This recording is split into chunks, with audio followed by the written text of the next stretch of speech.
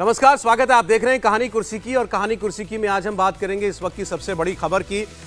प्रदर्शनकारी किसान हरियाणा, पंजाब और उत्तर प्रदेश तीनों रास्तों से होकर दिल्ली की तरफ कूच कर रहे हैं और 2 साल पहले की तस्वीरें एक बार फिर से देशवासियों को याद आ रही होंगी। इस वक्त सबसे ज्यादा अफरा तफरी मची हुई है हरियाणा पंजाब के शंभू बॉर्डर पर, जहां से ये किसान हरियाणा के जरिए दिल्ली आने की जिद पर अड़े हुए हैं। इन्हें रोकने के लिए जबरदस्त तैयारी की गई है पुलिस प्रशासन की तरफ से। आंसू गैस के गोले भी थोड़ी देर पहले छोड़ने पड़े, यहां तक कि ड्रोन से भी आज हमने पहली बार देखा कि आंसू गैस के गोले छोड़े गए। उसकी नौबत इसीलिए आई क्योंकि किसानों ने बैरिकेडिंग हटानी शुरू कर दी थी। बैरिकेडिंग फांदकर, गिराकर ये किसान आगे बढ़ना चाहते थे, इसलिए पुलिस को थोड़ी सख्ती करनी पड़ी। तस्वीरें आप लगातार देख रहे हैं। खास तौर पर हरियाणा पंजाब बॉर्डर पर इस वक्त किसानों और पुलिस के बीच एक टकराव देखने को मिल रहा है। लेकिन सबके मन में सवाल यही है कि क्या 2-2.5 साल पहले की कहानी एक बार फिर दोहराई जाएगी? क्या एक बार फिर दिल्ली के बॉर्डर्स पर डट जाएंगे किसान? दिल्ली के बॉर्डर एक बार फिर सील हो जाएंगे? देश की सरकार और किसानों के बीच का एक बार फिर टकराव होगा? उसी हद तक टकराव होगा जो आपको 2 साल पहले देखने को मिला था। आप सब लोग जानना चाहते होंगे कि जब ये किसान कृषि कानून वापस लेने के बाद दिल्ली के बॉर्डर छोड़कर अपने अपने गांव में चले गए थे, तो फिर अचानक क्या हुआ कि 2 साल बाद एक बार फिर ये केंद्र सरकार को चेतावनी दे रहे हैं, फिर एक बार दिल्ली कूच की कोशिश कर रहे हैं। आज हम आपको बताएंगे इनके और सरकार के बीच उस वक्त क्या आश्वासन हुए थे, क्या बातें हुई थी, क्या वादे हुए थे, और क्या वो वादे नहीं निभाए गए या किसानों की मांगे गैरवाजिब हैं, ये नाजायज मांगे कर रहे हैं। इस पर आज हम लोग बात करेंगे। कहानी कुर्सी की में रोज की तरह हमारे साथ हर्षवर्धन त्रिपाठी जी, समीर चौगांवकर साहब हैं। स्वागत है आप दोनों का। लेकिन पहले जरा कुछ तस्वीरें हम दिखा दें आपको। किसानों को दिल्ली में घुसने से रोकने के लिए हर बॉर्डर पर, दिल्ली के हर बॉर्डर पर करीब 7 लेयर की कड़ी सिक्योरिटी का बंदोबस्त किया गया है। सिंघू, गाजीपुर, टीकरी, चिल्ला बॉर्डर, ये तमाम दिल्ली के बॉर्डर हैं। यहां पर करीब 18,000 सुरक्षा बल तैनात हैं। दिल्ली पुलिस के अलावा rapid action force, CISF, BSF के जवानों को भी तैनात किया गया है। Shambhu border, Jind border, Hisar border, यहां पर भी सुरक्षा के बड़े सख्त बंदोबस्त किए गए हैं। सड़कों पर कटीली तारें हैं, बैरिकेड हैं। ड्रोन के जरिए आसपास के दूसरे रास्तों पर भी नजर रखी जा रही है। पिछली बार से सबक लेते हुए जवानों को इस बार एंटी राइट गियर में एंटी टीयर मास्क भी दिए गए हैं। किसान आंदोलन इस बार दिल्ली का चक्का जाम ना कर पाए, इसलिए सब कुछ किया जा रहा है। पिछली बार भी ये चर्चा बहुत हुई थी कि क्या इन किसानों को हरियाणा से आगे बढ़ने देना ये सरकार की एक किस्म की चूक थी, गलती थी, और शायद उससे सबक लेते हुए इस बार सरकार ये चाहती है कि किसी भी सूरत में ये किसान दिल्ली के आसपास भी ना पहुंच पाए। क्योंकि पिछली बार सरकार को शायद लगा था कि किसान आ भी जाएंगे, बैठ भी जाएंगे, तो भी बातचीत करके इनको वापस भेज दिया जाएगा, लेकिन वो सिलसिला 1 साल तक चला था। इस बार किसी भी सूरत में सरकार ऐसा होने देना नहीं चाहती, और अब 2 महीने के बाद तो हमारे सामने चुनाव भी है। और आज हम इस पहलू पर भी आपके साथ बात करेंगे कि चुनाव से ऐन पहले अचानक ये सब कुछ क्यों देखने को मिल रहा है। हमने देखा इस सरकार के खिलाफ, बीजेपी के खिलाफ, नरेंद्र मोदी के खिलाफ एक किस्म की पॉलिटिकल किलाबंदी करने की कोशिश की गई थी इंडिया गठबंधन के नाम से, लेकिन वो किला तो ध्वस्त हो गया। जो थोड़ी बहुत दीवारें उसकी बची हैं शायद आज टूट जाएंगी, क्योंकि अरविंद केजरीवाल आज ये ऐलान करने वाले हैं कि वो दिल्ली में भी अलग चुनाव लड़ेंगे। तो दिल्ली में अलग, पंजाब में अलग, ममता बंगाल में अलग, नीतीश कुमार अलग हो चुके हैं बिहार में। लेकिन क्या ये उसी के पॉलिटिकल किलेबंदी का आपको दूसरा आंदोलन का स्वरूप दिखाई दे रहा है? मतलब इनके पीछे भी क्या वही पॉलिटिकल लोग ही हैं? इस पर हम लोग बात करेंगे, लेकिन पहले आपको शंभू बॉर्डर लेकर के चलते हैं। पुनीत परिंजा हमारे साथ जुड़ रहे हैं लाइव। पुनीत, थोड़ी देर पहले तो आप तस्वीरें जो भेज रहे थे उसमें बहुत टकराव दिखाई दे रहा था, आंसू गैस के गोले पुलिस को चलाने पड़ रहे थे। इस वक्त बताएं जरा क्या हालत है, शांति है? देखिए सौरभ, बहरहाल यहाँ पर जो आंसू गैस के गोले तो नहीं चलाए जा रहे हैं, लेकिन तनाव अभी भी यहाँ पर बरकरार है। सबसे पहले मैं आपको यहाँ पर तस्वीर दिखाऊं तो ये किसान संघ जो लोग हैं, ये आप देख सकते हैं कि ये पूरा जो फ्लाईओवर है, ये रंग बिरंगे जो कपड़ों में नजर आ रहा है, ये दरअसल ट्रैक्टर ट्राली हैं जो हजारों की तादाद में कुछ इसी जो है तस्वीर में नजर आ रही हैं। और पूरे के पूरा जो काफिला था उसको बहरहाल वहीं रोक दिया गया है। जब से जो टीयर गैस का इस्तेमाल किया गया था उसके बाद इस काफिले को वहीं रोक दिया गया है, और इसके अंदर बाकायदा 6 महीने का राशन भी है जो किसान इस वक्त साथ लेकर चल रहे हैं। बहरहाल पैदल जरूर किसान जो है वो यहाँ पर इकट्ठा हो रहे हैं। देख सकते हैं आप किस तरह से पैदल किसान जो है वो धीरे धीरे सही, लेकिन एक बार आगे जरूर जो है वो धीरे धीरे बढ़ रहे हैं, लेकिन ज्यादातर किसान जो है वो पीछे ही रुके हुए हैं। ये आप तस्वीरें देखिए। यह सामने आपको जो तस्वीर नजर आ रही है सौरभ, ये शंभू बैरियर की तस्वीर है। यहाँ पर जो सीमेंट के जो ब्लॉक्स हैं उनको बनाकर रखा गया है। 7 लेयर की सिक्योरिटी यहाँ पर बनाई गई है। पहले एक सिंगल दीवार नुमा वहां पर बैरिकेड जो है वो रखे गए हैं।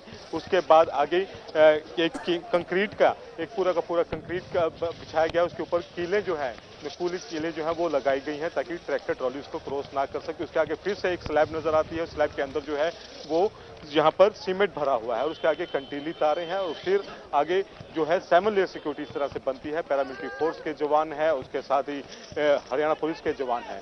और जैसे ही एक ट्रैक्टर जो है, जो जेसीबी नुमा ट्रैक्टर जो था बनाया गया था, वो मैं ट्रैक्टर की आपको तस्वीर यहाँ पर जरूर दिखाने की कोशिश करूंगा। वो अभी भी यहाँ पर खड़ा है। तो आप वो सामने जो ट्रैक्टर देख रहे हैं, बहरहाल ये वही ट्रैक्टर है जिससे बैरिकेड तोड़ने की कोशिश जो थी वो यहाँ पर की थी। ये सामने आप देख रहे हैं जेसीबी नुमा इसको बनाया गया है और इसी ने बैरिकेड यहाँ पर तोड़ने की जैसे ही कोशिश की, उसके बाद पुलिस ने अचानक से पहले चेतावनी दी और उसके बाद एक अनगिनत तादाद में जो है वो टीयर गैस के गोले, मतलब इस बार भी पूरी तैयारी के साथ किसान आए हैं। आप अभी एक किसान से थोड़ी देर पहले बात कर रहे थे पुनीत, उन्होंने कहा कि हमारे पास 6 महीने का बंदोबस्त है, 6 महीने का राशन हमारे पास है। थोड़ा जरा दर्शकों की सहूलियत के लिए पुनीत एक बार जरा एक डायरेक्शन का सेंस दीजिएगा हमको कि आप जहां पर खड़े हैं ये रास्ता कहां से किन जिलों को जोड़ता है, किन शहरों को जोड़ता है। ये किसान इस वक्त किस ऐन जगह पर मौजूद हैं, आगे बढ़ पा रहे हैं या रोकर इनको अभी फिलहाल रोकने में कामयाब है पुलिस? देखिए, जिस वक्त मैं यहाँ पर खड़ा हूँ, ये रास्ता दरअसल अमृतसर से सीधा निकलता है। ये अमृतसर, जलंधर, लुधियाना, फतेहगढ़ साहिब, खन्ना होता हुआ, मंडी गोविंदगढ़ होता हुआ ये सीधा शंभू बॉर्डर पर पहुंचता है। और जो सामने आप फ्लाईओवर देख रहे हैं, बहरहाल तमाम जो काफिला था जो फतेहगढ़ साहिब से सुबह करीब 10 साढ़े 10 बजे जो ट्रैक्टर ट्रालियां चली थी, उनको बहरहाल वहां पर रोक लिया गया है। काफी ज्यादा संख्या में आपको वहां पर किसान भी नजर आएंगे। और ये आगे यही रास्ता जो है, अब मैं आगे की तरफ दिखाना शुरू करूं तो ये यहाँ से आगे शंभू टोल प्लाजा जिसको बोला जाता है वो आता है और बकायदा बोर्ड भी लगा हुआ है कि टोल गेट 5 मीटर अहेड।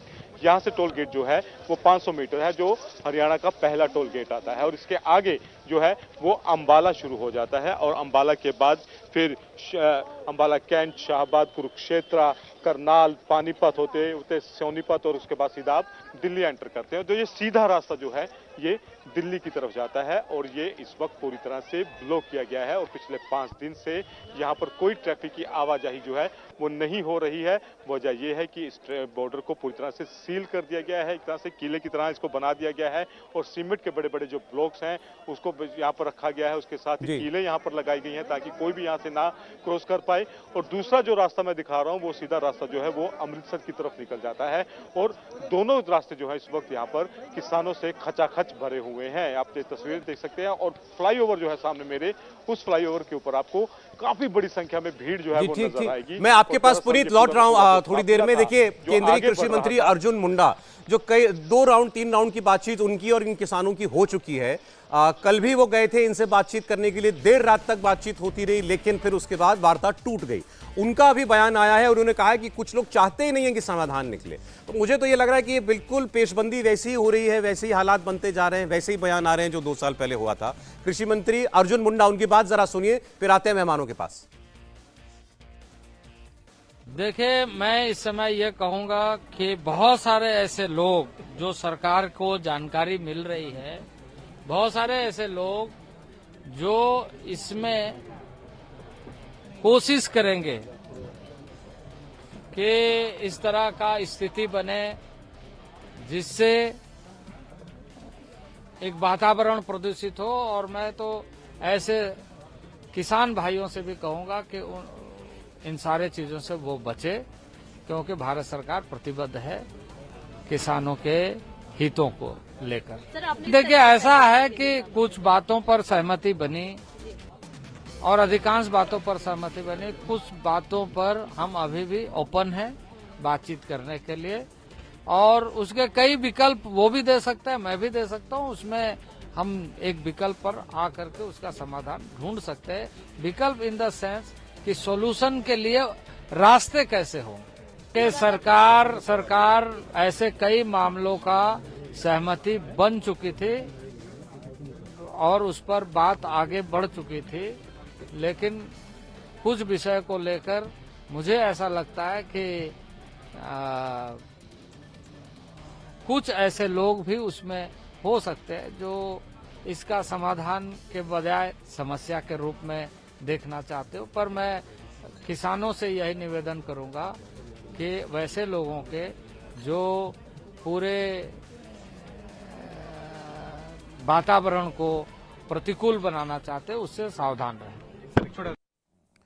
मेहमानों के पास जाएं उससे पहले आपको संक्षेप में बता देते हैं इस बार इन किसानों की मांगे क्या हैं। 2 साल पहले जब ये किसान वापस लौट गए थे उस वक्त इनकी प्रमुख मांग तो थी कि वो जो कृषि कानून लाए गए थे उनको वापस लिया जाए। उस वक्त भी तमाम विशेषज्ञों का मानना यह था कि वो कानून रिफॉर्मिस्ट थे, उन कानूनों की देश को जरूरत थी। बहरहाल जो भी कुछ हुआ उसमें सियासत भी थी, एक वर्ग किसानों के एक वर्ग की या कहीं आप 2-2.5 राज्यों के किसानों की उन एक हिस्से की ये मांग थी कि वो किसान वापस हो, वो कानून वापस हो। केंद्र सरकार ने वो मांग मान ली। बहरहाल उसके बाद इन्होंने मांग की थी कि एमएसपी की गारंटी को लेकर कानून बनना चाहिए। उसको लेकर सरकार ने क्या इनसे कोई वादा किया था? ये कहते हैं वादा किया था। सरकार की तरफ से कहा जाता है कि कोई ऐसी गारंटी या वादा नहीं किया गया था, बातचीत होगी ये कहा गया था। किसान तब वापस चले गए थे। अब ये चाहते हैं कि इनकी कर्ज माफी भी की जाए, ये चाहते हैं कि इलेक्ट्रिसिटी रिफॉर्म्स ना किए जाएं। बिजली को लेकर के हमारे देश में आप सब जानते हैं कि किसानों के लिए बहुत सी सहूलियतें दी जाती हैं, उसको लेकर के सरकार कुछ कानून लाना चाहती है। ये किसान चाहते हैं कि वो काम भी ना किया जाए। पराली को लेकर, पराली जलाने को लेकर कानून बने हुए, चाहते हैं कि वो कानून भी वापस हों। तो ये इनकी कुछ प्रमुख मांगे हैं। हर्षवर्धन त्रिपाठी जी, क्या फिर 2 साल पुरानी वाली कहानी दिख रही है? ये नहीं, कहानी वही दिख रही है, लेकिन इस कहानी में बहुत फर्क आ चुका है और मुझे लगता है कि इसको देश के लोगों को जानना समझना चाहिए। ये निश्चित तौर पर जब कुछ लोग किसान के नाम पर बात करते हैं तो फिर कोई भी जो भारतीय है वो बेहद संवेदना के साथ, संवेदनशीलता के साथ उस मुद्दे पर बात करता है।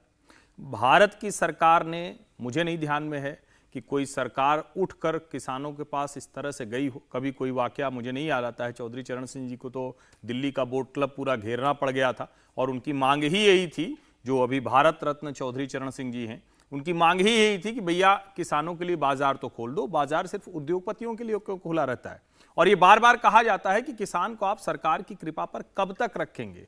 लेकिन ये जो डिमांड थी, इस डिमांड को जरा लोगों को सुनना चाहिए। वो कह रहे हैं कि भाई पूरी जितनी भी फसलें हैं उसको आप एमएसपी पर खरीद लीजिए।